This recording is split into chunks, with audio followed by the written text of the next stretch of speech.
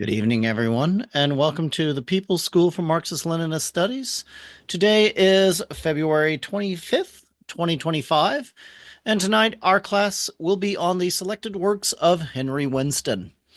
A few announcements before we begin. The People's School for Marxist-Leninist Studies is a Party of Communist USA sponsored school. So this is not a party school, however, so this does allow us to have a wide variety of topics and discussions. So with that, we will get started tonight on selected works of Winny Winston. So tonight we'll be looking at three particular works. For the selected works, we'll be looking at The Meaning of San Rafael. We'll be reading from a section of Strategy for a Black Agenda, and as well the Moynihan-Kissinger Doctrine. So our first section tonight will be on the meaning of San Rafael. And General Secretary Joe, you have the floor. You can begin. Okay, thank you.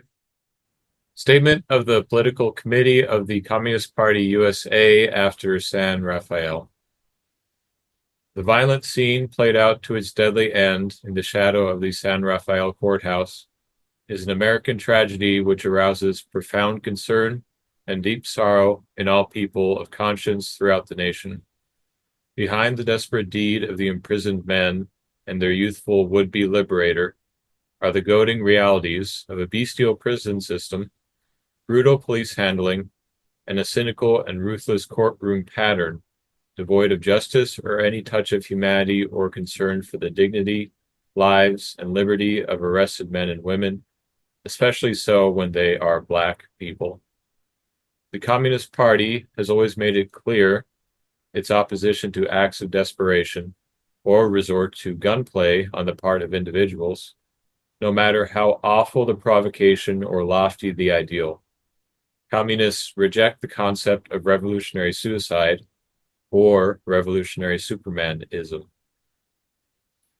Communists always stand for the extension and enrichment of life and commit their lives to the cause of helping the masses to struggle in a winning way for a social system devoid of such tragedies and worthy of mankind. We are confident that communists and all honest leaders of the people will be vigilant against reaction's efforts to exploit the tragedy of San Rafael and to undertake diversionary assaults upon the Communist Party.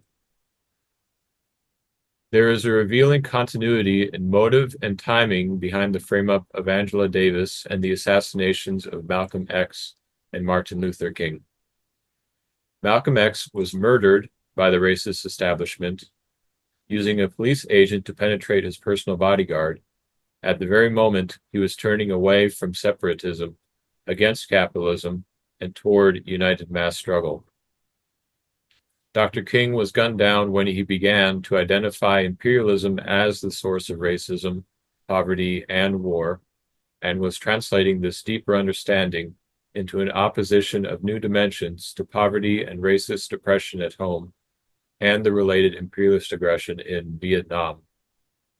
He was linking these movements with the Black workers' struggle to organize and was pressing for the unity of workers of all colors as the essential force for meaningful change and liberation. When Angela Davis affirmed her membership in the Communist Party, her UCLA teaching post was taken away from her. When the brilliant young Black professor continued to intensify her social activity outside the classroom, the plot to murder her in the gas chamber was initiated. The racist ruling class could not tolerate the meaning, the inspiration to the nations exploited and oppressed, of Angela's membership in the party based on the liberating principles of Marxism-Leninism. Angela Davis was right when she said, "They have taken my job, now they want to take my life." By dedicating herself not only to explaining the world but to changing it, Angela Davis won the love of millions and the hatred of the ruling class.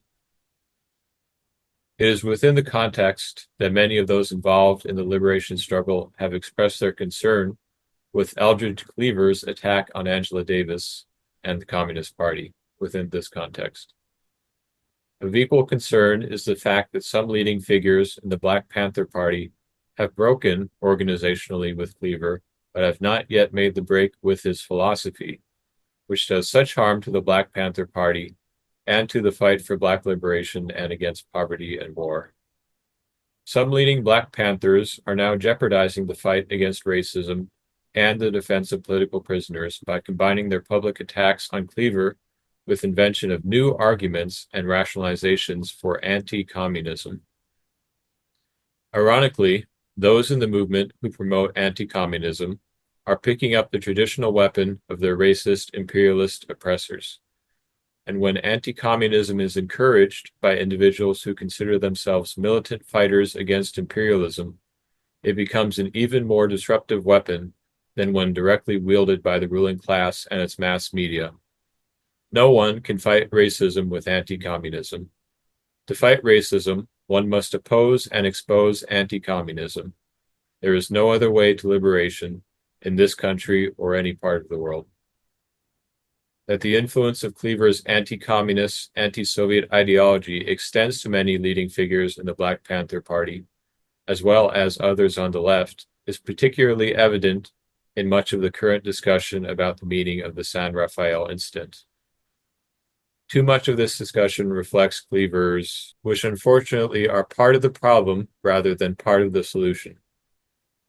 Cleaver, echoed by some, insists that the movement must focus on San Rafael as an exemplary act of revolutionary violence. Only with such actions, he asserts, can we take our freedom and liberation. Okay, and continuing the meaning of San Rafael, too much of this discussion reflects Cleaver's views, which unfortunately are part of the problem rather than part of the solution. Cleaver, echoed by some others, insists that the movement must focus on San Rafael as an exemplary act of revolutionary violence. Only through actions, he asserts, can we take our freedom and liberation. Under cover of such super-revolutionary rhetoric, Cleaver in fact calls for the abandonment of struggle in the courts and the development of mass defense movements.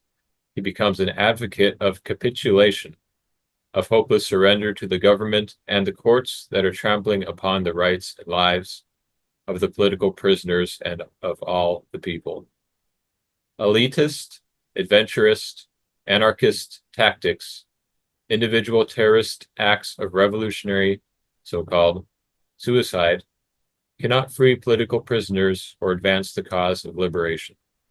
Such tactics, or any form of accommodation to them, no matter who advances them, regrettably mesh with government provocations aimed at disorganizing the mass movement, which is the only basis for freeing political prisoners and achieving liberation.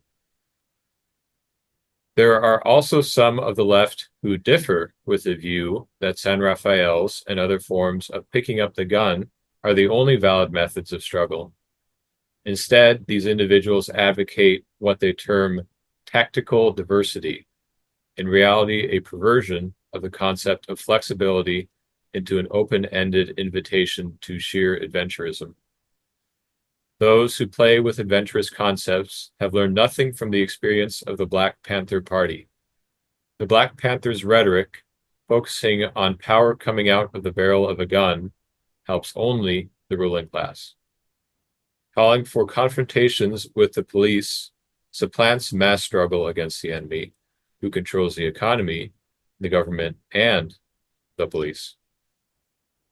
The Black Panther Party became a focal point for FBI provocateurs and an easy target for nationwide frame-ups and genocidal attacks, not because of the courage and militancy of its young members, although they possess these qualities in abundance, but because the party's anti-Marxist, adventurist policies isolated it from the people and made it vulnerable to attack. Even more important, these policies helped make the total struggle against poverty, racism, and war more vulnerable to enemy attack. Further, the assaults on the Panthers resulted in the tragic loss of some of the movement's best young fighters. The people cannot afford the sacrifice of Black youth, like Fred Hampton, Bobby Hutton, and Jonathan Jackson. This is another vital reason why the struggle for liberation must be guided not by emotion, but by the science of Marxism-Leninism. While these words may seem to have a bold new ring, In reality, they represent a revival of pre-Marxist variants of anarchism, which were rejected by Marx, Engels, and Lenin. For example, in 1902, 19-year-old Stefan Balmashov, a member of the Socialist Revolutionary Party, which considered Lenin and his party too conservative, assassinated Dmitry Sipyagin, the Tsar's Minister of Interior. The Socialist Revolutionaries immediately issued a leaflet supporting Balmashov's act, which sounds as if it could have been written by one of those who advocate more San Rafaels. Lenin took a major part of two issues, numbers 23 and 24, of Iskra, a revolutionary journal, to answer the views expressed in this leaflet. The first thing that strikes the eye, he wrote, is the words, "We advocate terrorism, not in place of work among the masses, precisely for and simultaneously with that work. If this view were accepted," he continued, "all that history has taught will fall to the ground." He said further, "The socialist revolutionaries are talking themselves blue in the face and asseverating that they recognize terrorism only in conjunction with work among the masses, and that therefore the arguments used by the Russian Social Democrats to refute the efficacy of this method of struggle, and which have indeed been refuted for a long time to come, do not apply to them. We are not repeating the terrorists' mistakes and are not diverting attention from work among the masses, the socialist revolutionaries assure us, and at the same time enthusiastically recommend to the party acts such as Balmashov's assassination of Sipyagin, although everyone knows and sees perfectly well that this act was in no way connected with the masses and, moreover, cannot have been by reason of the very way in which it was carried out. That the persons who committed this terrorist act neither counted on nor hoped for any definite action or support on the part of the masses.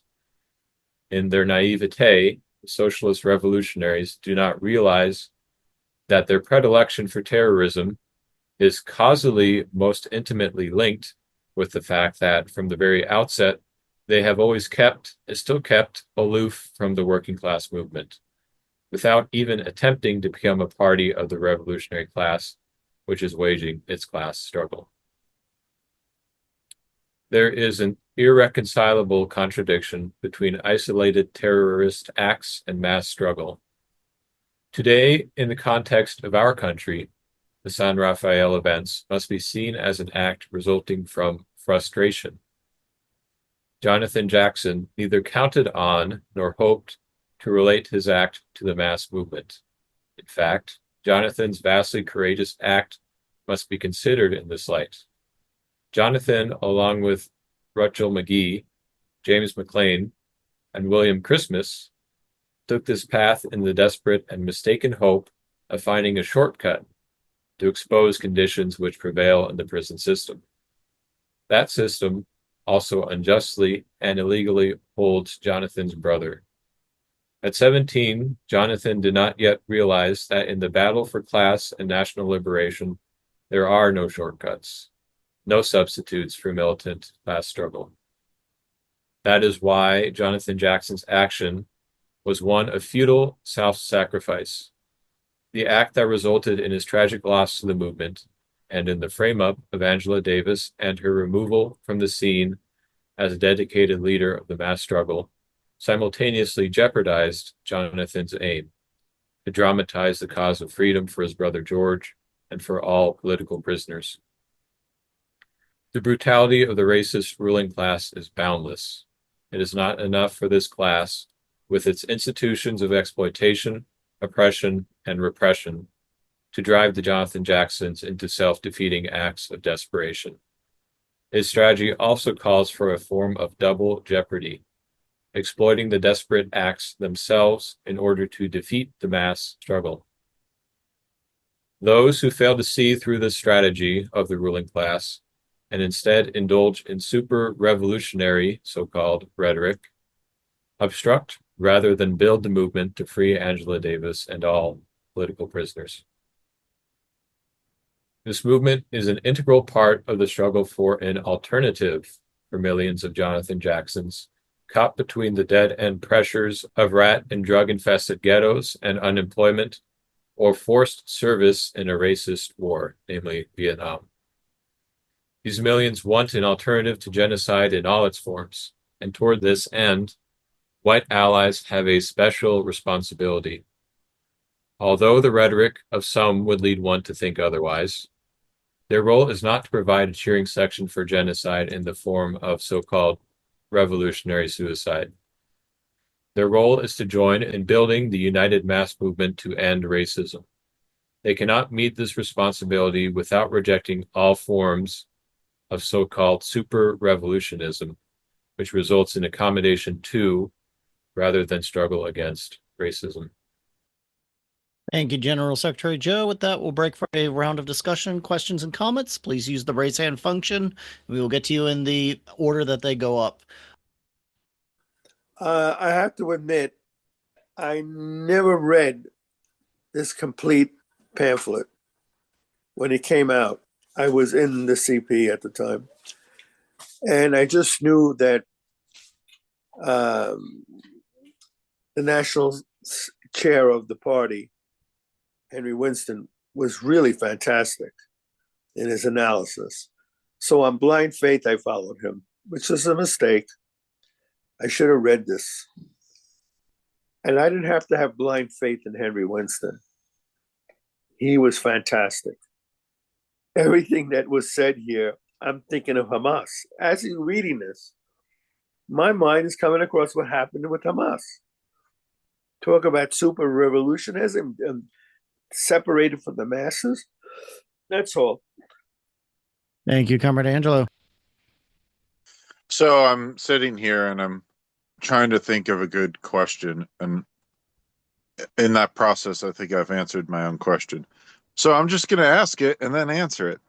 I'm trying to think, where's the line between saying that picking up the gun is like ultra left, but also not denying Black people their essential rights?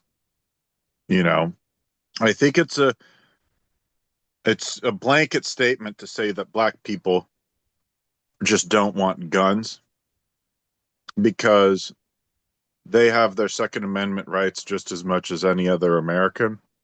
And especially with the violence that they endure in the ghettos, 60 they seconds. have the right to protect themselves. And we are not pacifists here.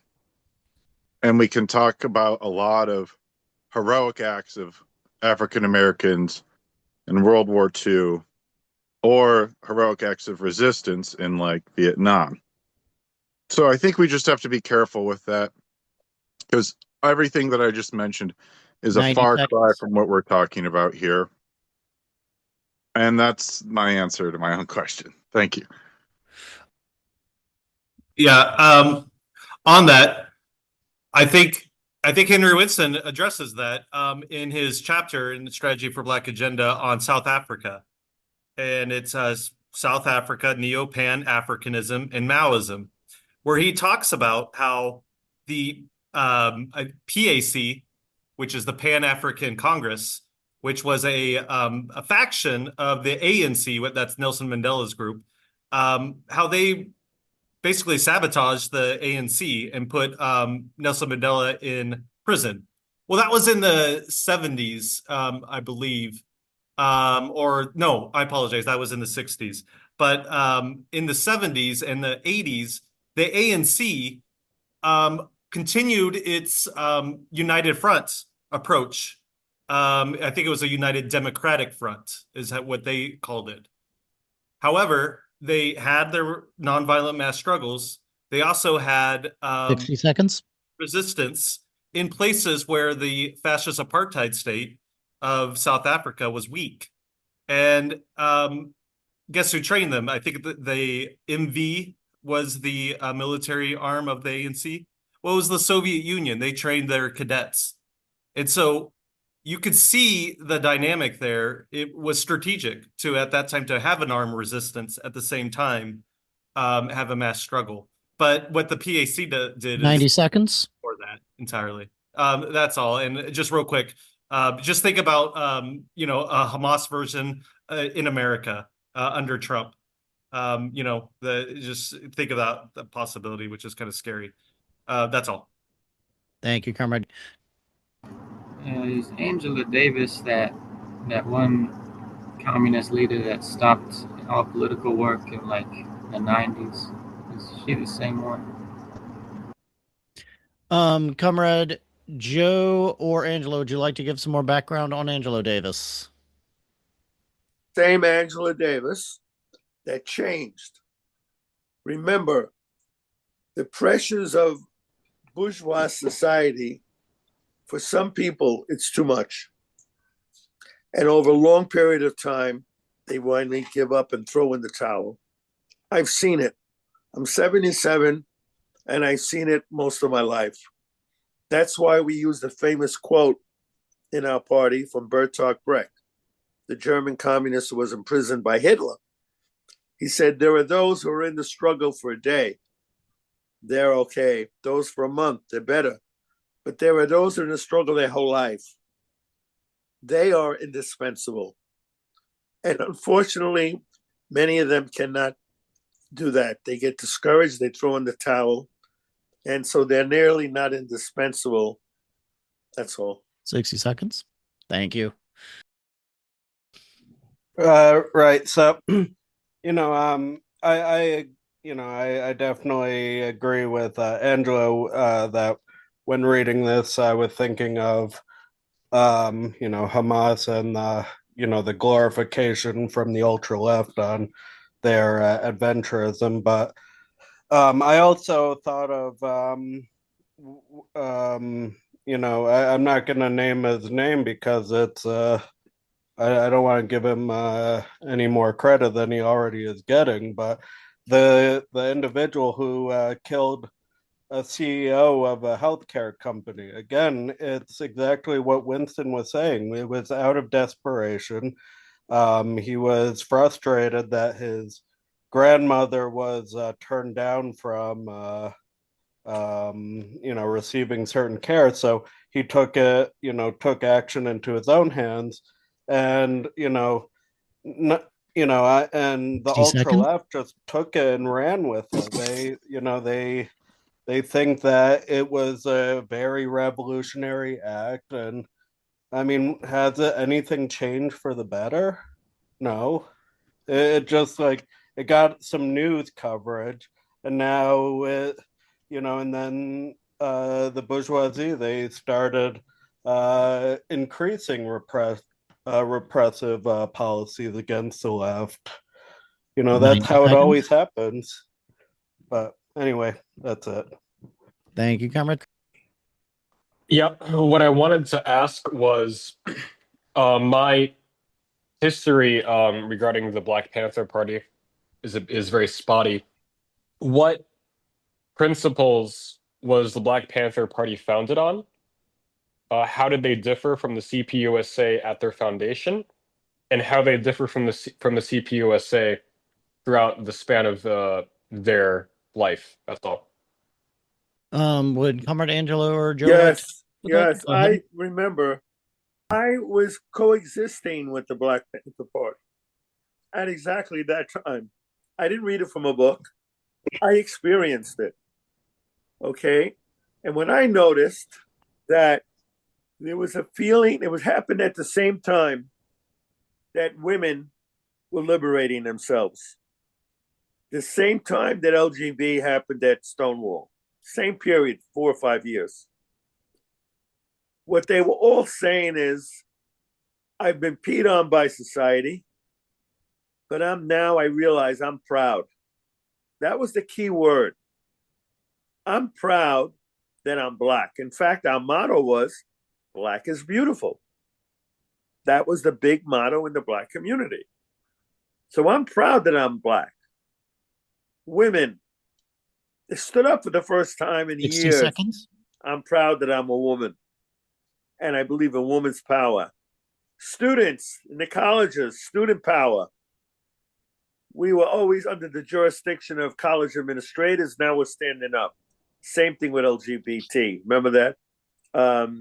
Gay power. Same thing. So that's the way I see that whole period, the Black Panther movement. It was remember the famous quote from one of the leaders of the Black Panther Party. I'll never forget it. 90 really seconds. Is scary. What is the position of women in the revolution? That was a question. His answer, all over the media. The position of women in the revolution is prone. Do you see what he's saying? Prone, which means for sex. People seem to forget that. I don't know why. Thank you. With that, we will go on to our second section, which will be reading of Strategy of a Black Agenda. And I believe this is from chapter 15 of Strategy for a Black Agenda. Comrade, you have the floor. Go ahead. Okay. Strategy for a Black Agenda. Two-sided pressure on King. Thus, even before the hunger and frustration of Black masses led to the spontaneous outbursts in Watts, Detroit, and Newark, Dr. Martin Luther King Jr. encountered attacks not only from reaction but from segments of militant youth under the influence of sectarianism and pseudo-revolutionism. While the open attacks from the latter were a relatively new development, King had long experienced pressure from the established liberals, the NAACP, the Urban League, and others to limit mass struggle and to rely on the courts and friends within the two major parties. In this period, as the war in Vietnam continued and domestic conditions worsened, this pressure from the right increased and was particularly aimed at preventing King from linking the Black liberation movement with the anti-war struggle. At the same time, the frustrations of radical youth were intensified by the escalation of the Vietnam War in 1965, immediately after the new Civil Rights Act was passed. Many Black and white radicals, including Carmichael, Cleaver, Newton, Foreman, and Hayden, began to step up their attacks on the civil rights struggle. They placed themselves in opposition to King, who was determined not to abandon, but to strengthen the forces of the civil rights decade, to deepen and broaden them into a realignment that could carry the struggle against poverty and racist oppression to a new level.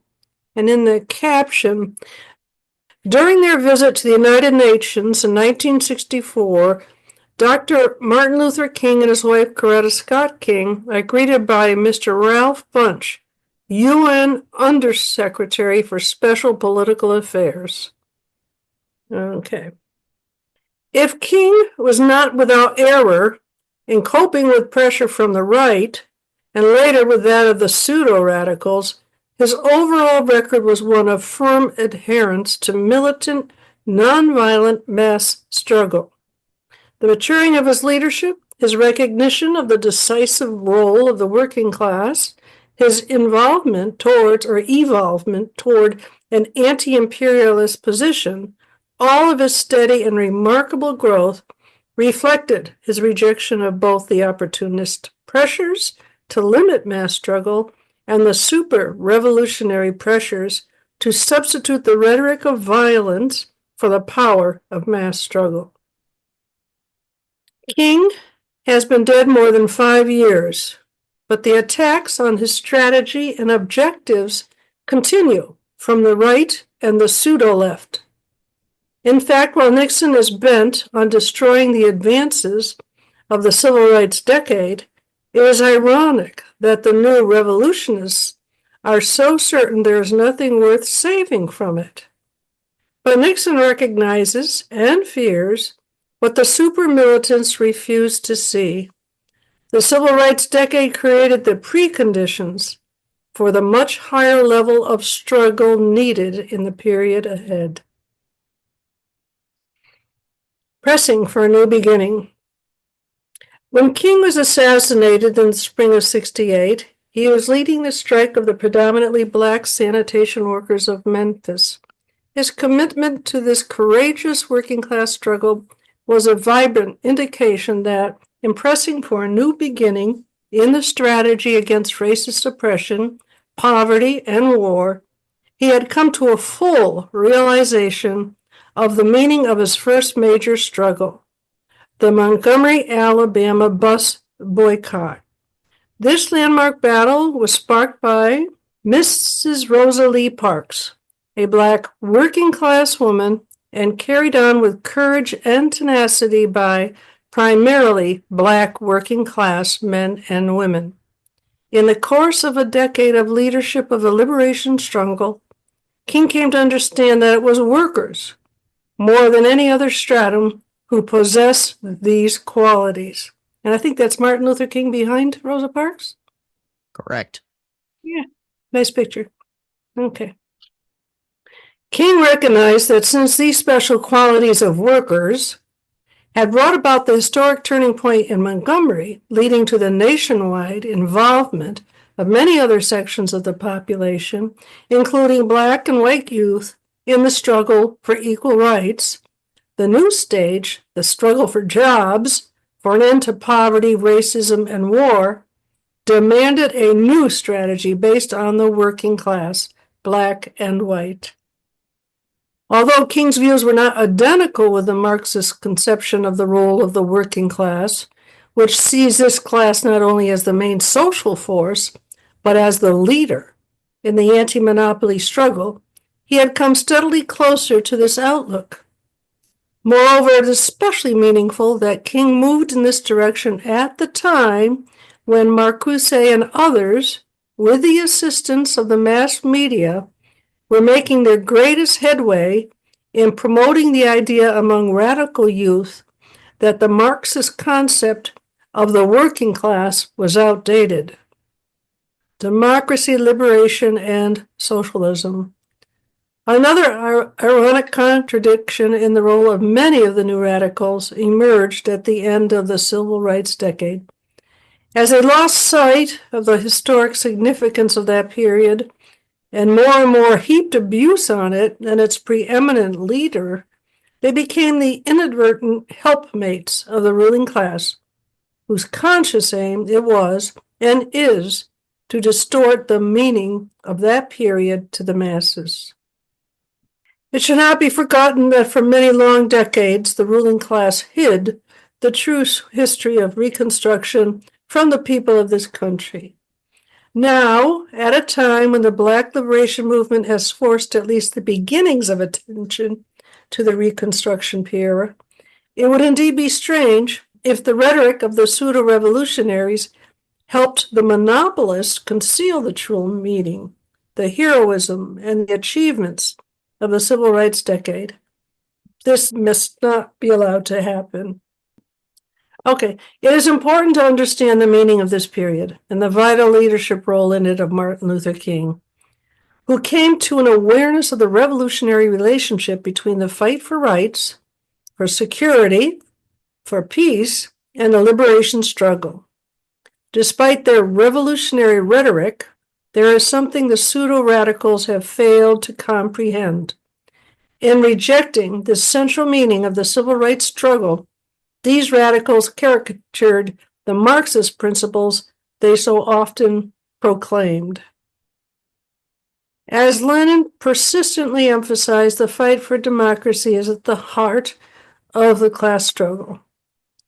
He continually warned against the ideas of those who ignored the connection between the struggle for democracy, national liberation, and socialism. In a caricature of Marxism, he wrote, "All democracy consists in the proclamation and realization of rights, which under capitalism are realizable only to a very small degree and only relatively.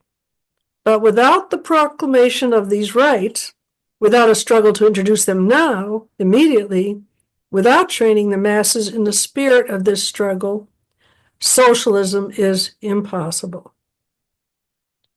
Lenin also emphasized that Marxists must know that democracy does not abolish class oppression. It only makes the class struggle more direct, wider, more open and pronounced, and that is what we need. The more democratic the system of government, the clearer will the workers see that the root evil is capitalism, not lack of rights. Thank you. And we've got a short video on Henry Winston giving an interview, and this is on self-determination, the Black Belt Thesis, and the national question. That raises an interesting question. Were you involved, or quite frankly, was important to you how should I say, that the alliance, self-determination in the Black Belt, which was then a major theoretical policy, when it came down to the concrete nitty-gritty of organizing, so what kind of a role did the theoretical position play? Was it important? I mean, a lot's been made of it, but I'm trying to determine whether that really had a significance, or whether when you organized, I mean, the stress was on equality, certainly in the organizing aspect of it, in the unions and everywhere else. You know, break down discrimination, break down segregation, equal treatment, equal pay, so forth. Well, you put a very interesting question. It is true that the overriding demand, which is a bourgeois democratic demand, a long ways from being a socialist demand, which is that of economic, political, and social equality, was an overriding demand for every part of the country, north, south, east, and west. But in respect to the South, and not the whole South, but only Black Belt South, did the slogan of self-determination have any specific meaning?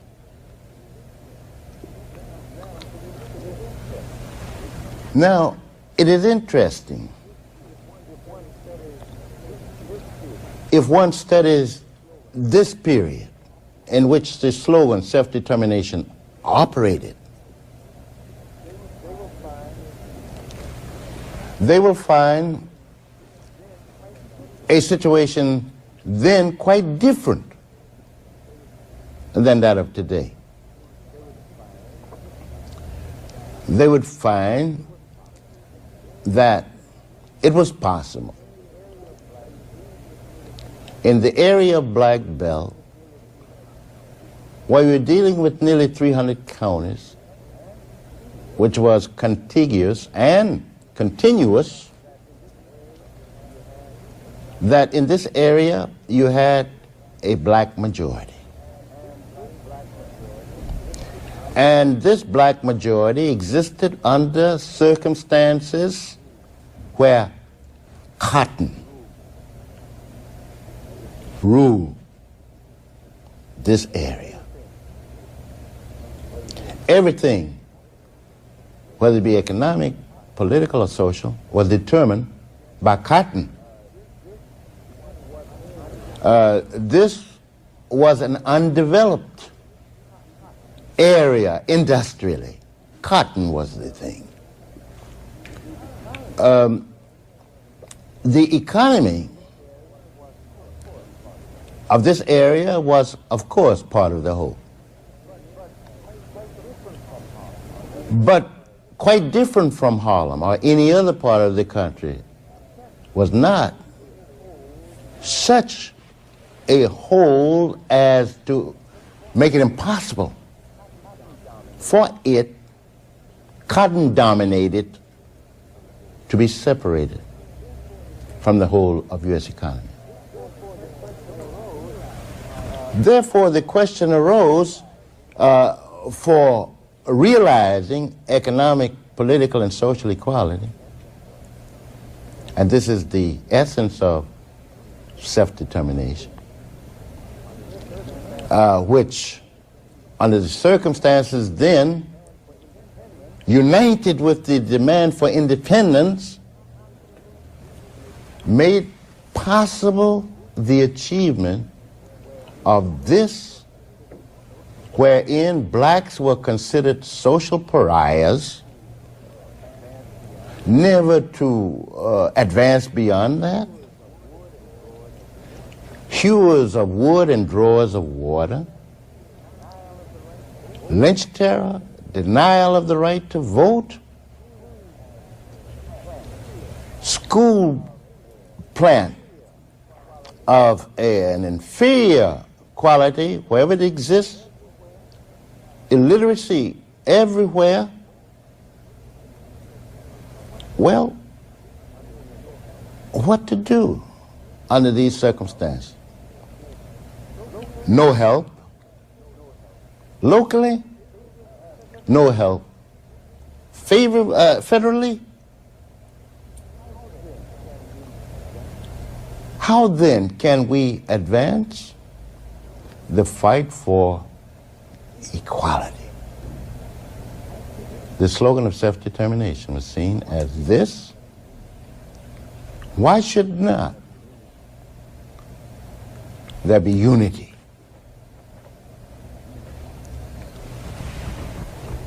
Of the state, unity of the economy, unity in political life, unity in which blacks could help to elevate this area under circumstances when nobody else will do it, doesn't have any inclination to do it. This was the slogan. This is what was faced by black people. But one of the criticisms of the policy that had been given was that, well, it was a position that was developed by Stalin in the national question in the 28th, and that it was not an American position, but was a Soviet position which Americans had adapted, and that it didn't apply to the circumstances of American reality. It's a position, just to go on, Cruz in his book, was it The Crisis of the Negro Intellectual? Yeah. You know, it's an interesting thing. One of the arguments that he had given was that the party had overemphasized integration and equality and unity at the expense of a certain kind of, I don't want to say, national identity is perhaps, I guess, ultimately what it comes down to. Yeah. So that whole question is such, there's been such tremendous, debate going back and forth on that until, at least certainly in the 30s and the 40s. So that, first of all, the question of the criticism, well, self-determination was an example of a Soviet policy taken by Americans which wasn't applicable to them. What are your thoughts on? That's a good question. I would say in respect to both. I would say the suggestion that this was a Stalinist concept, and or as Harold Cruz interpret matters, and so forth. Well, you see, I've had a chance to polemically handle a number of these questions.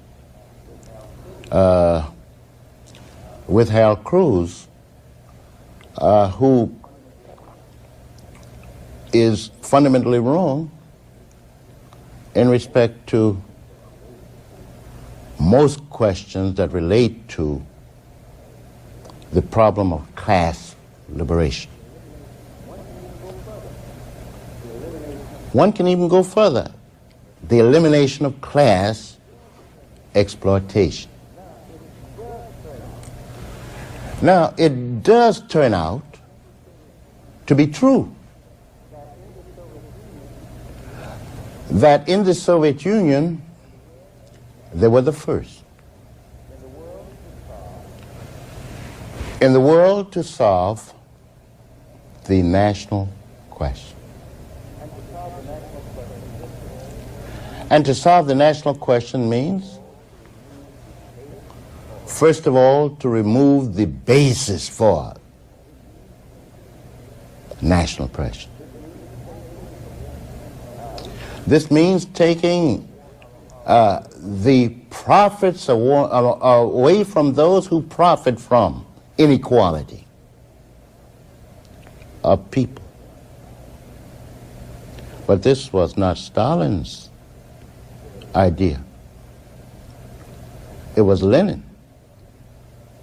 And Stalin learned this from Lenin. Remove profits from those who maintain national and colonial oppression, provides the basis for solving questions relating to equality. And the correctness of this basic concept of Marxism-Leninism has proven to be true. Even today, when you look at the Soviet Union, the Russians, quite unlike the period before 1917, exist on a plane of equality with the 14 other Union republics in the Soviet Union. But I would say that people who develop this kind of thinking do so out of considerations that has aims other than the elimination of the system of capitalism, does not see the struggle for democracy and its relationship to a higher life for the peoples. Therefore, they develop theories about something coming from, quote-unquote, Russia not being applicable to the United States. Now, of course, you have a different situation in Russia of those days than you had in the United States during those days. But the problem of oppression, whether it exists somewhere or Oshkosh, is the same, is oppressed by one class or the other. Now, it's a line of argument which says we should not be concerned with geometry because it's not applicable to America because geometry comes from the Greeks. It has that much sense. Or that radium should not be used in the United States because this came from Madame Curie, from France. And so forth. You're dealing with questions of principle. And the approach to freedom of men, of women, of children is universal. It has a universal truth. Now, when one applies that truth, they have to take into account the specific condition in each country. Now, I hasten to say that, in my opinion, this was a slogan which, for that period, was justified and correct. And we drink from the fountain of knowledge from whatever source and use it for social advance. This is the case in natural sciences. Why shouldn't it be the case in social science? So I think that people in debate should deal with substance and not form. I hasten to say that this does not mean that in all particulars, communists did not make mistakes.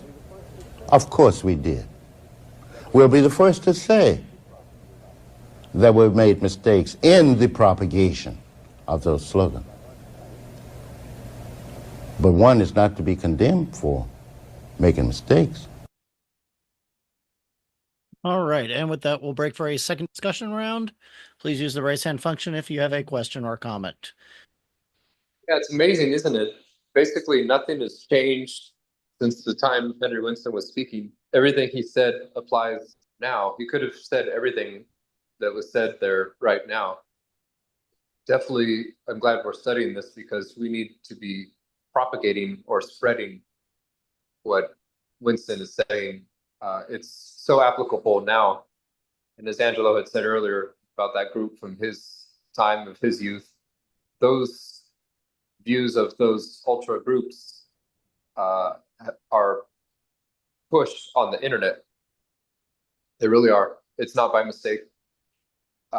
It's interesting because nothing's changed. So by kicking the can down the road, which is what the capitalists are doing, it doesn't stop anything. So one thing I'll definitely be doing after today's class is 60 seconds. Sharing Henry Winston's message. Thank you. Thank you. Hi, Comrade Winston was speaking about Marcuse, a philosopher who I just looked him up, was a leader of the Frankfurt School, but I'm not very familiar with him. So could anybody talk a little bit about who that was, what his philosophy was, and his impact? Yeah, I mean, very briefly. So Marcuse, interestingly, the Frankfurt School came about in the 50s, right at, or, well, actually in the 40s, right before the McCarthyist period. So these two, so McCarthyism and the Frankfurt School went hand in hand. What whereas McCarthyism openly suppressed communism, what the Frankfurt School and Marcuse did was tried to substitute or fill that vacuum of ideology that was left from repressing communism with what is called critical theories. So disunite everything from being about class 60 and seconds. then having things be like secondary effects of class struggle. It decided to break them all into their own categories that are independent of each other but have some overlap, and it created a lot of disunity in the left that we see today. It gave birth to what is called the New Left. So, thank you, Comrade. General Secretary Joe, did you want to respond to something? Yeah, Comrade gave a good description there. It's worth noting that I think Angela Davis was a close student of Herbert Marcuse, and that might explain the direction she eventually took. It reminds me of what Parenti called ABC communism, right? Anything but class communism. That's Frankfurt School. Thank you, General Secretary Joe. In that reading, he talked about how Americans have been not taught the Reconstruction period right after the Civil War. I think Lincoln was assassinated in 1980 or 1965 or 1865. And the 14th Amendment actually, that the president, was it Andrew Johnson, actually vetoed. Well, that was overruled because the progressive Republicans, or the radical Republicans as they were called, actually overruled that, as well as bringing public schools to the South for the first time ever.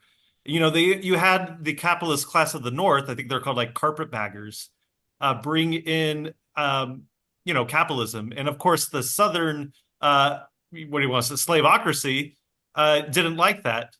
I think overall the carpetbaggers had their own racist agenda as well. But I think 60 seconds. We learn like a development of history, and I would suggest Du Bois's book on that. Also, real quick, if you want to listen to the rest of that video, I'll put it in the chat. I'll send it to General Secretary, and you could just download it. But it's really good. He goes right after that. He starts talking about the war on fascism and the Popular Front. But that's all. All right, thank you, General Secretary Emeritus Angelo. You have the floor. Okay, listen carefully. I lived through this. It's very important. In 1968, there was an uprising in France, led by the student movement. So all the universities were being shut down. Guess who opposed that strike? The trade union movement in France, the CGT, the abbreviation. The CGT was led by the French Communist Party. So the communists were opposed to a student-led strike, which they saw as disruptive to the working class.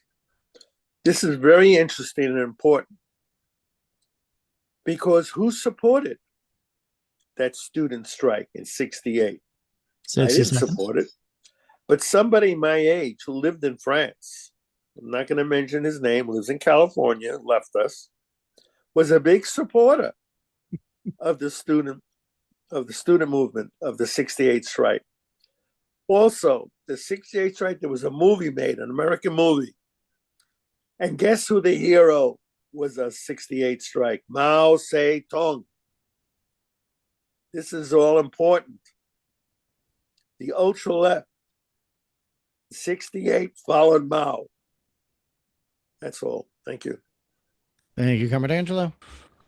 Yeah, more on the Frankfurt School and Herbert Marcuse and all those other critical theory analysts.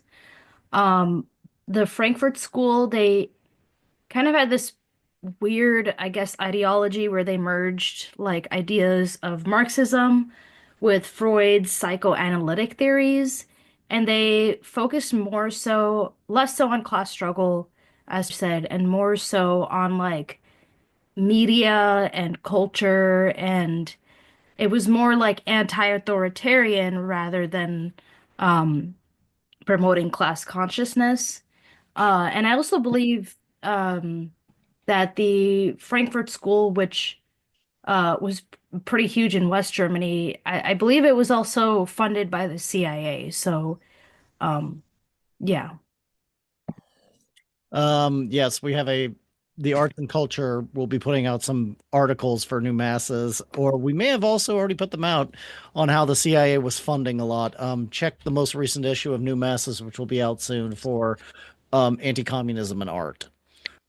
Yeah, I would just like to mention also on the Marcuse subject, there is a Marxist-Leninist professor at Villanova University called Gabriel Rockhill, who does something called the Critical Theory Workshop, where he does free YouTube videos. He was a student of these people, but now he's a Marxist-Leninist, and he criticizes them from the perspective of somebody who studied under them and their students. And really, really good, consistent with communism. And if possible, I'll go ahead and put a link to his video on Marcuse in the chat. It's a really good video. Send the link to Comrade Joe, and he'll get that posted. All right. So we do need to go on to our final section for tonight. So our final section is on the Moynihan-Kissinger Doctrine. And Comrade, can I have you read this section, please? Who was Daniel Moynihan, and why is he important? Moynihan served as assistant to the Labor Secretary under JFK and Lyndon B. Johnson, and as assistant to President for Domestic Affairs. He was later made the U.S. ambassador to the UN. In 1965, he published a report that sought to take blame for poverty in the Black communities away from corporate America and placed the blame on family structures within the Black community. Okay, so here it is from a Moynihan report briefly. So during the 60s, the Moynihan report came up with an analysis of the condition of Black people in the U.S. that place the blame for their intensifying problems not on the oppressor, but the victims. The reasons for inequality in jobs, housing, education, etc., were, according to this report, not to be found in the class and racist structure of U.S. state monopoly capitalism, but within the Black community. Straight up racism. The administration has selected Moynihan to project an international counterpart of the racist concepts in his report. That is, to blame the widening economic gap between many of the underdeveloped and less developed nations and the imperialist nations, not on U.S. and world imperialism, but on its victims. In 1964, on the eve of U.S. imperialism's escalation of its pacification program in Vietnam, Lyndon B. Johnson appointed Moynihan, the then Assistant Secretary of Labor, as head of a committee to develop a program for pacification of the Black masses, who refused to interpret the legal gains of the civil rights struggles as an end, but rather as a new starting point in their long fight for the substance of equality. And there's a picture of the struggle. Okay, the civil rights. By picturing the Black condition of inequality as arising within the Black family structure, this report identified the results of oppression as the cause of oppression. Thus, it runs head on into the fact that Black family life, despite the distortion caused by 200 years on the auction blocks of northern slave traders and southern slave owners, followed by more than 100 years of racist economic, social, and political pressures of genocidal proportions, has shown a matchless capacity for survival through struggle. Among its numerous contributions to racism, the Moynihan report labeled the Black community a, quote, tangle of pathologies, end quote. This is a phrase Moynihan took over from the writings of Dr. Kenneth Clark. Clark used it in an anti-racist sense, but because the phrase has no scientific class content, Moynihan was able to twist Clark's intent into its opposite. Now, courtesy of Moynihan, we have yet another racist stereotype at large in the land aimed at covering up the fact that tangle of institutionalized racism generated by monopoly is the source of inequality.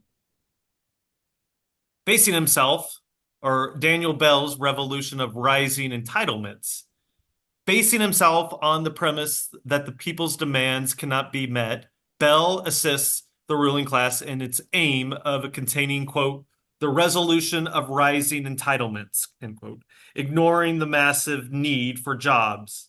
The relationship between inflation and corporate profits and the gigantic military expenditures, he claims that every imaginable anti-inflationary policy impinges on the welfare of some major interest group. In reality, of course, an inflammatory policy would impinge on the welfare of only one major interest group, the tiny minority of monopolists. Social programs also impinge on the welfare of the monopolists, and Bell assists the ruling class in developing a rationale for cutting back on them, stating that social programs can be financed only through higher taxes or economic growth. He asserts, paradoxically, economic growth may be the source of a distinctive contradiction of capitalism, a contradiction that may prove to be its undoing, for growth has become inextricably linked with inflation, and it seems unlikely that any democratic society can abolish inflation without disastrous political consequences. You can look at that graph over there. Obviously, Daniel Bell equates democracy with continuing monopoly domination of the nation's social, economic, and political life. Bell speaks ominously of the dilemma associated with economic growth and inflation. Should an attempt be made to break out of the allegedly insoluble contradiction between economic growth and more inflation, or the further slowing of economic growth and the escalation of employment, Bell foresees only danger. And so we see that inflation. Yeah, okay.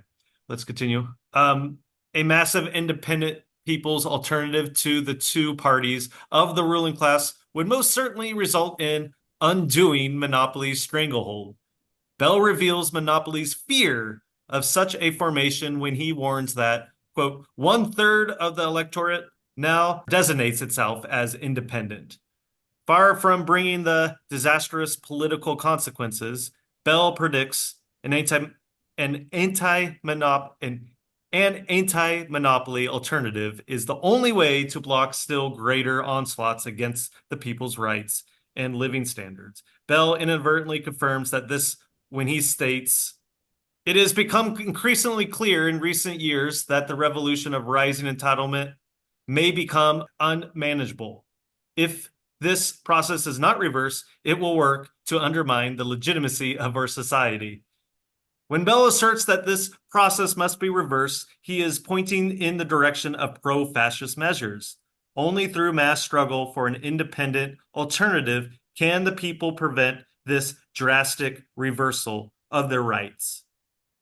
Without such a struggle to undermine the legitimacy of monopoly's control of government, it is impossible to combat unemployment, inflation, poverty, and racism.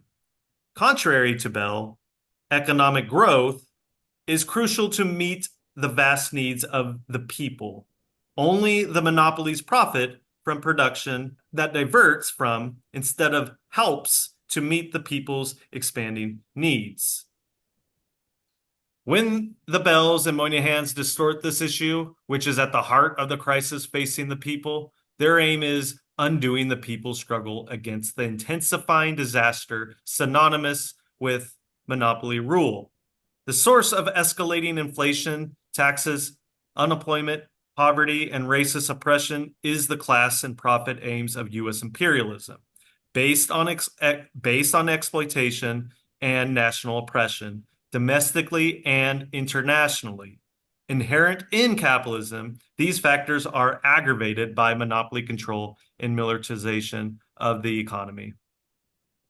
All right. Thank you, comrade. And we'll go to our final discussion round. Yeah, so this made me think while I was reading that one of the first jobs I took when I came back to the U.S., it was a insurance company in Des Moines, Iowa. And I remember for Black History Month, it was exactly that. They had a speaker. I mean, this is the problem of DEI. We don't need to get into that now. But I remember the speaker blaming the Black communities and saying that, well, the problem with Black communities are they're just uneducated on how to manage their money. And I remember just going, well, what country did I come back to? Like, this is insane racist nonsense. But dare I speak out because I just got back here and I don't have a job. But it's just crazy because you just see that stuff today. And now it's being weaponized as Trump as a scapegoat with the DEI stuff. So it's just something to think about. Like, this is a direct trajectory. That's all. Okay. Reading this, and I have the original pamphlet. It's called the Moynihan something Doctrine, put out by New Outlook Publishers. I think it was in the late 70s or something, or in the 70s. But anyway, I'm looking at this. The people voted for Trump because they were tired of inflation. They were tired of wars, militarization in Ukraine. They were tired of all these things. It sounds like this is an alternative. The anti-monopoly coalition is an alternative for people so they don't have to vote for Trump. And they're not voting for the Democrats because the Democrats don't have the answers. They're not talking about anti-monopoly. They are the monopoly. So they are the swamp, as we called it, the swamp. This whole pamphlet honestly deserves its own class. As I was, reading it, I was having a hard time finding, limiting what material I added. But in it, he really, Winston really talks about how in the 70s there was a general crisis of capitalism, which we are still in. Let's not be wrong.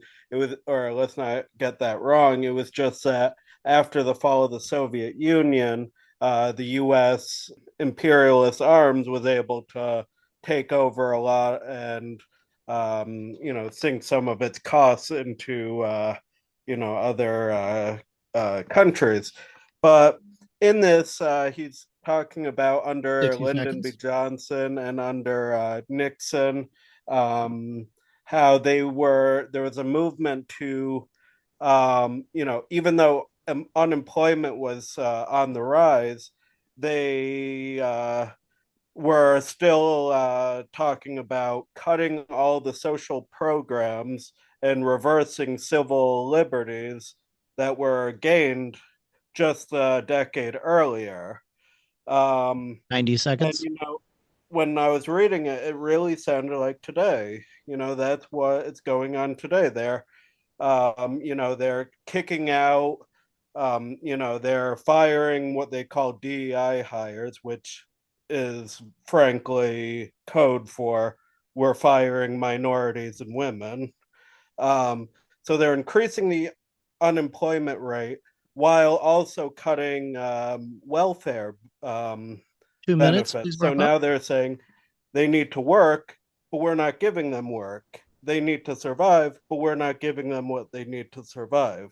It's only going to get, create an even bigger crisis in the long run. All right, thank you. We will now go to our wrap-up. Time is now 8:24 Eastern. So, View from Left Field is a new sister podcast of ours. The old PSMLS YouTube is now the YouTube of View from Left Field, a podcast of analysis and discussion of current events from a progressive perspective.